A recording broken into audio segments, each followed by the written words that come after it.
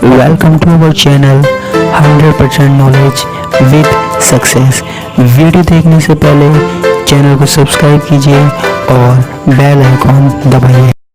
नमस्कार दोस्तों, स्वागत है आपका एक बार फिर से बीएससी थर्ड ईयर की केमिस्ट्री की क्लासेज में। हमारे पास इनऑर्गेनिक केमिस्ट्री में कठोर एवं मृदु अम्ल तथा क्षार की बात चल रही थी, जिसमें हमारा टॉपिक चल रहा था HSAB सिद्धांत के अनुप्रयोग, एप्लीकेशन ऑफ HSAB। तो उसमें हमारे पास कुछ और अनुप्रयोग बच रहे थे।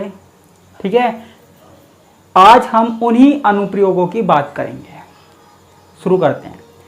आज जो अनुप्रयोग है हमारा अगला जो है वो है जल अपघटन।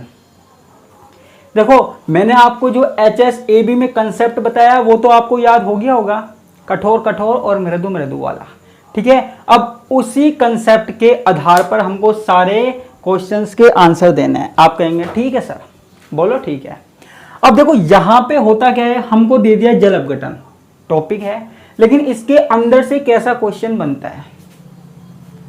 पहली बात तो मैं ये बता देता हूं कि HSAB सिद्धांत द्वारा जल अपघटन की व्याख्या की जा सकती है।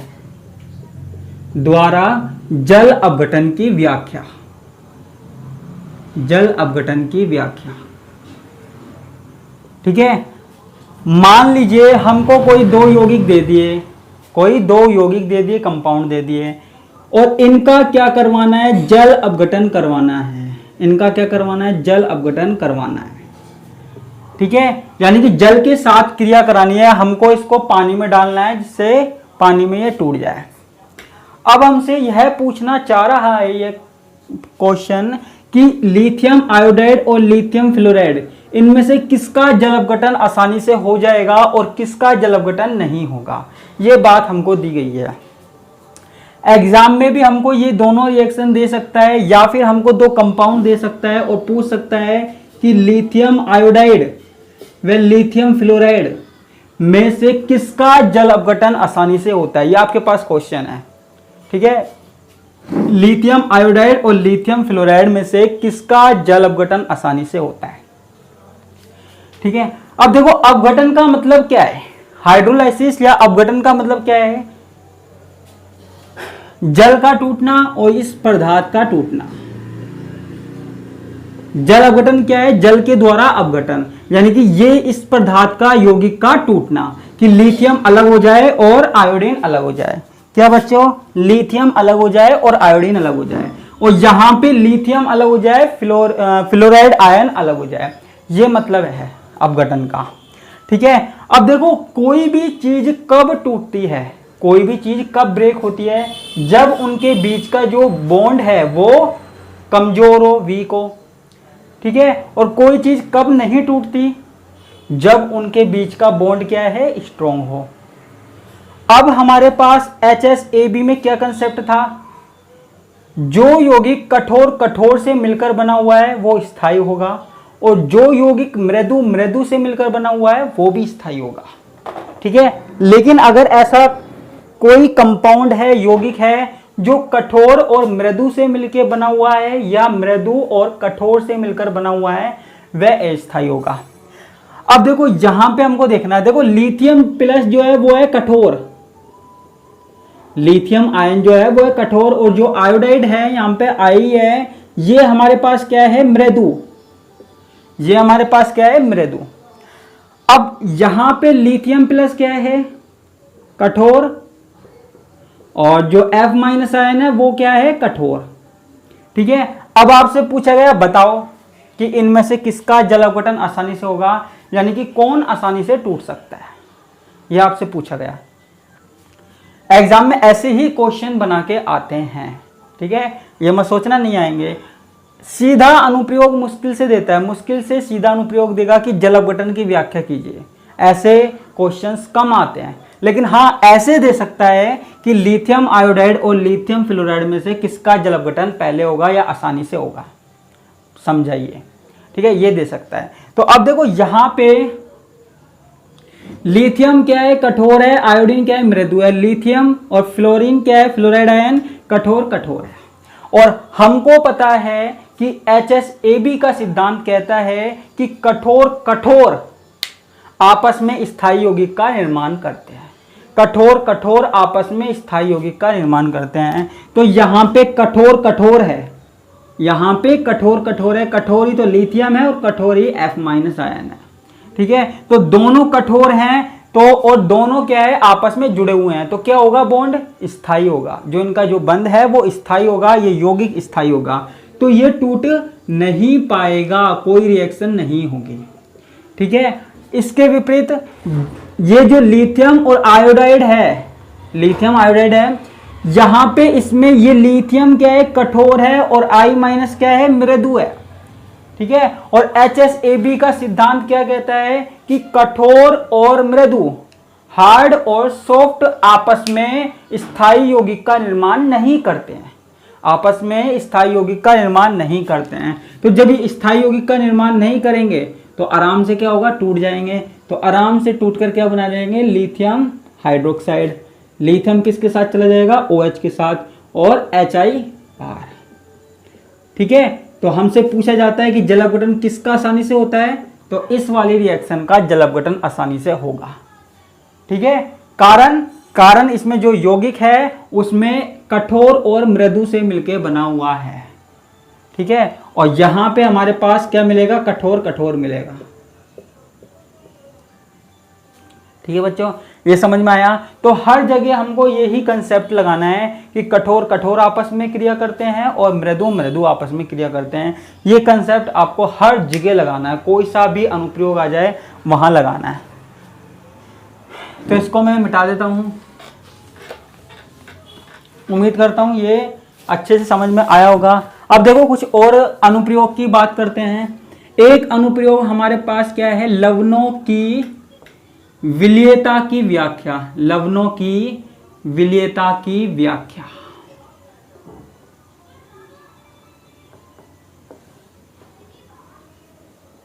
ठीक है, तो देखो पहले इसका स्टेटमेंट देख लेते हैं। कोई लवण, कोई साल्ट किसी विलायक में विलेय है या नहीं, किसी विलायक में विलेय है या नहीं, इस बात का पता HSAB सिद्धांत के अनुसार लगाया जा सकता है। HSAB सिद्धांत के आधार पर लगा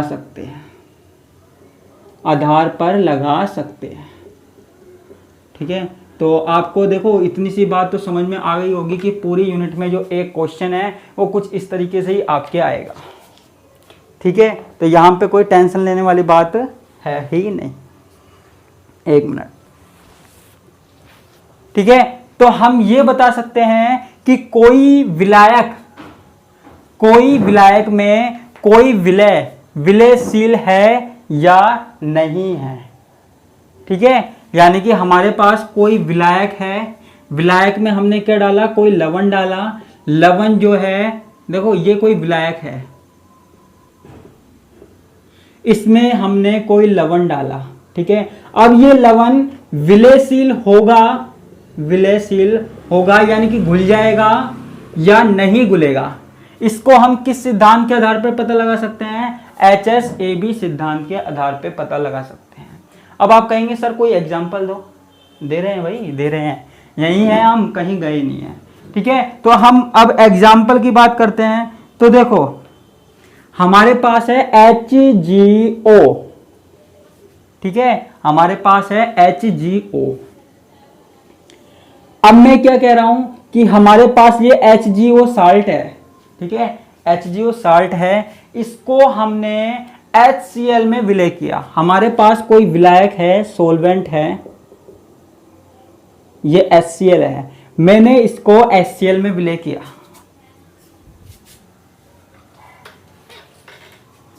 ठीक है, देखो आप समझने की कोशिश करना, लिख तो बाद में लेना, लेकिन आप इसको समझने की कोशिश करना।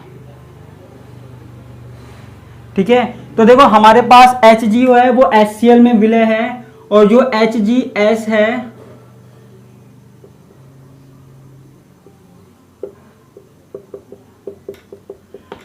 वो HCl में विलय नहीं है।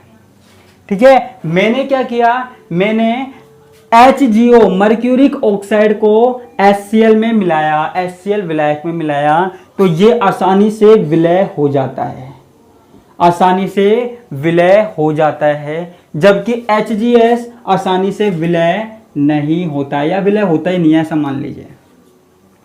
ठीक है, अब आपसे कारण पूछ लिया, कारण पूछ लिया और क्वेश्चन आपको क्या दे दिया कि HgO HCl में विलय है, विलय है, जबकि HGS नहीं। ये आपके पास क्वेश्चन है, क्यों, कारण बताइए।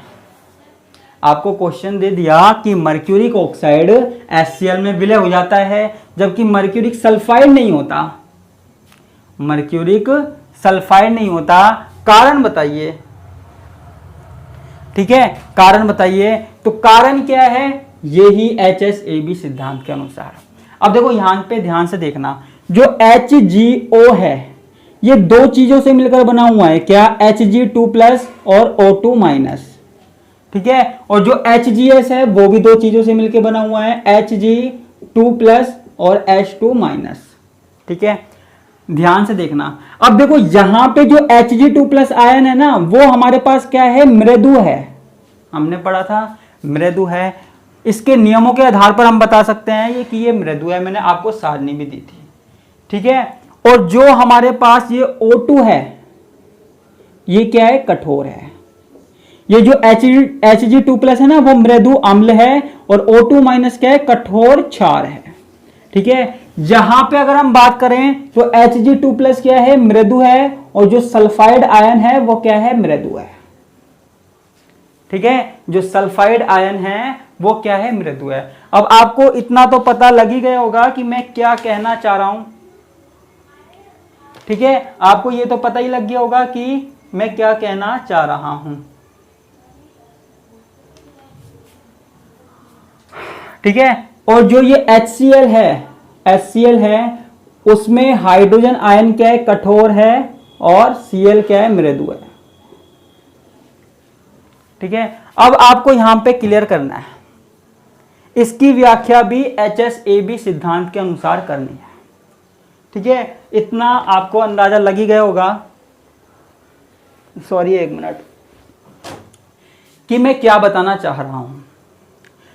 HgO मर्क्यूरिक ऑक्साइड HCl में विलय है, क्यों, क्योंकि ये किससे मिलके बना हुआ है, मृदु अम्ल और कठोर क्षार।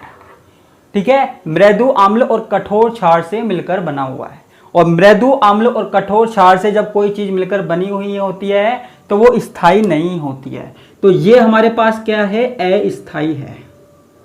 ठीक है, जब वो अस्थायी है HgO और इनके बीच का जो बॉन्ड है वो कमजोर है, तो HCl में डालने पर आसानी से विलय हो जाता है, आसानी से टूट जाता है। ठीक है, क्योंकि कठोर और मृदु से मिलकर बना हुआ होता है, कठोर मृदु ना, या मृदु कठोर। अब देखो इसकी बात करते हैं HGS की। यहां पे जो Hg है ना वो क्या है, मृदु है, और जो H2- है वो क्या है, वो भी मृदु है। दोनों के दोनों हमारे पास क्या है, सॉफ्ट है, और जब सॉफ्ट एक साथ होंगे तो फिर क्या दिक्कत है, फिर तो वो स्थायी होगा। फिर ये क्या है, स्थायी है। जब इसमें दोनों चीजें सॉफ्ट है, जब इसमें दोनों चीजें सॉफ्ट है तो फिर इनको टूटने की क्या जरूरत है। जब ये यौगिक पहले से ही हमारे पास मृदु से मिलकर बना हुआ है तो फिर ये क्यों टूटेगा, ये क्यों विलय होगा, क्योंकि ये तो पहले से स्थायी है। और HSAB का सिद्धांत क्या कहता है कि कठोर स्थायी होगा, मृदु स्थायी होगा। ठीक है, तो ये हमारे पास टूट नहीं पाएगा, और जब टूट नहीं पाएगा तो विलय नहीं हो पाएगा। टूटेगा जब तो विलय होगा, जब हमारे पास ये टूटेगा HCl में तभी तो विलय होगा, टूटेगा ही नहीं तो विलय कैसे होगा, तो ये विलय नहीं होगा। ठीक है, और ये हमारे पास मृदु और कठोर से मिलकर बना हुआ है, इसलिए ये विलय है। क्लियर है, कंसेप्ट वही लग रहा है। कंसेप्ट वही लग रहा है, कठोर और मृदु, बस आपको थोड़ा सा दिमाग चलाने की जरूरत है। अगर आपका थोड़ा सा दिमाग चल जाता है तो आपको कोई प्रॉब्लम आनी ही नहीं चाहिए। ठीक है, अब यहाँ पे ठीक है, तो ये हमारे पास लवणों की विलेयता की व्याख्या हो गई। मैं इसको मिटा देता हूँ। ठीक है, तो लिखने में तो आपको क्या जा रहा है, लिख तो आप सकते ही हो।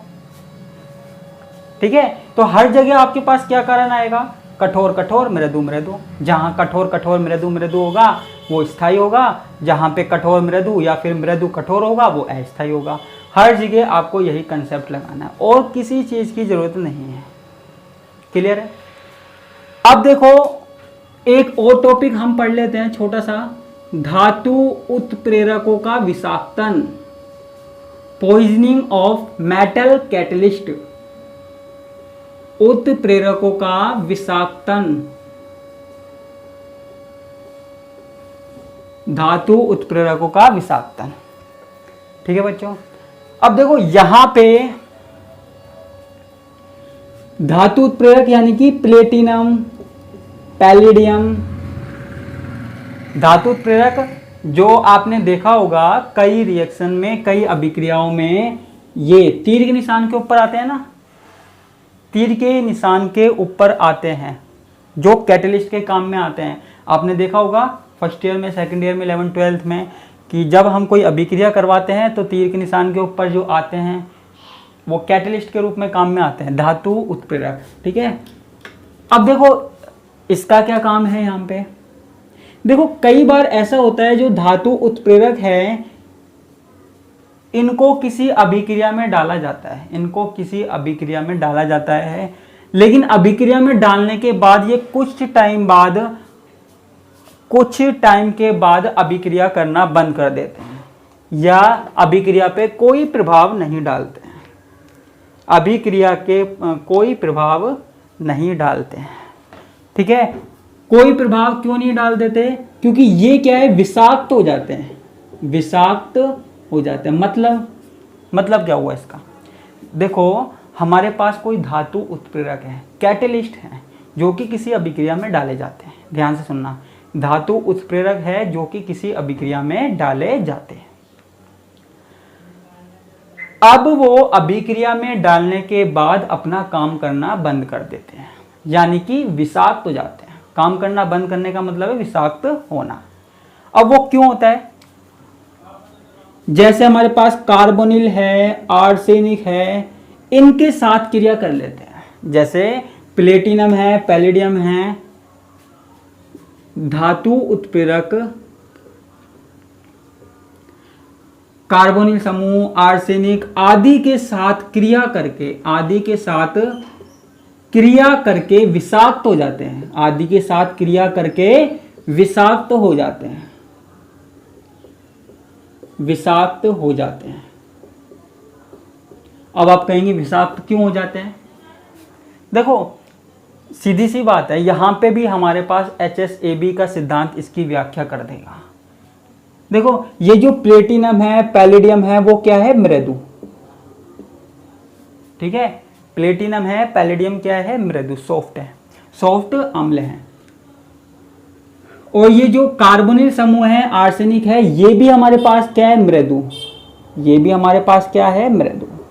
ठीक है, तो जब हमारे पास कोई अभिक्रिया चल रही होती है और वहां पे प्लेटिनम पैलेडियम किसके साथ मिल जाते हैं, कार्बोनिल समूह या आर्सेनिक समूह के साथ मिल जाते हैं, तो ये अपना काम करना बंद कर देते हैं, ये अपना काम करना बंद कर देते हैं, अर्थात विषाक्त हो जाते हैं। ठीक है, रीजन क्या है, ये मृदु मृदु आपस में मिल जाते हैं। और ऐसा कई बार करवाया भी जाता है जानबूझ के। मान लो कोई अभिक्रिया चल रही है और उसमें हमने कैटलिस्ट डाला और वो कैटलिस्ट अपना काम बहुत स्पीड से कर रहा है, तो हमको क्या करना पड़ेगा, उस कैटलिस्ट को रोकना पड़ेगा। अगर हमें अभिक्रिया को रोकना है तो उस कैटलिस्ट को रोकना पड़ेगा। तो वो उस अभिक्रिया को रोकने के लिए हम क्या करते हैं, कोई ऐसा पदार्थ डालते हैं जो कि मृदु हो। अगर हमने कैटलिस्ट मृदु लिया है तो कोई ऐसा पदार्थ डालते हैं जो मृदु हो, और मृदु मृदु आपस में क्रिया करके स्थायी हो जाते हैं। ठीक है, थोड़ा सा और समझने की कोशिश कीजिए। हमारे पास कोई रिएक्शन चल रही है, वहां पे हमारे पास क्या है, प्लेटिनम है। प्लेटिनम क्या काम कर रहा है, प्लेटिनम क्या कर रहा है, अभिक्रिया या रिएक्शन को बढ़ाने का काम कर रहा है, उत्प्रेरक का काम कर रहा है।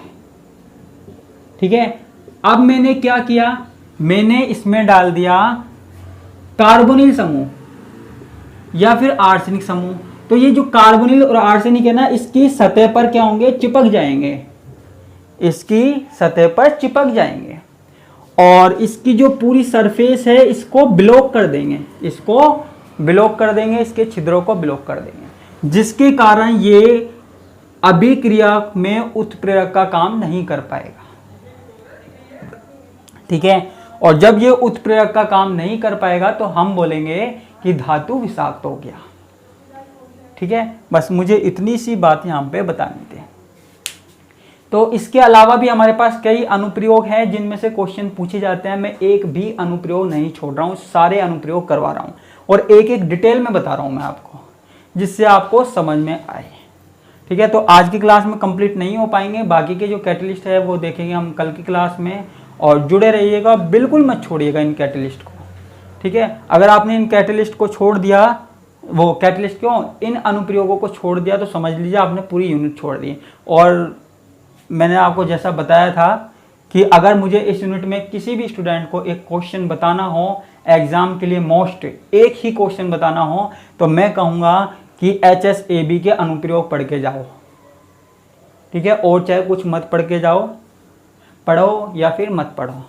लास्ट ईयर मैंने इस वाली यूनिट में केवल ये ही टॉपिक पढ़ाया था, इसके अलावा और कुछ नहीं पढ़ाया था HSAB में, और क्वेश्चन इसमें से आ गया, आता है मुझे पता है, इसलिए इस वाले टॉपिक को बिल्कुल भी मत छोड़ना। ठीक है बच्चों, इसी के साथ मैं आपसे विदा लेता हूँ। धन्यवाद, नमस्कार, टाटा।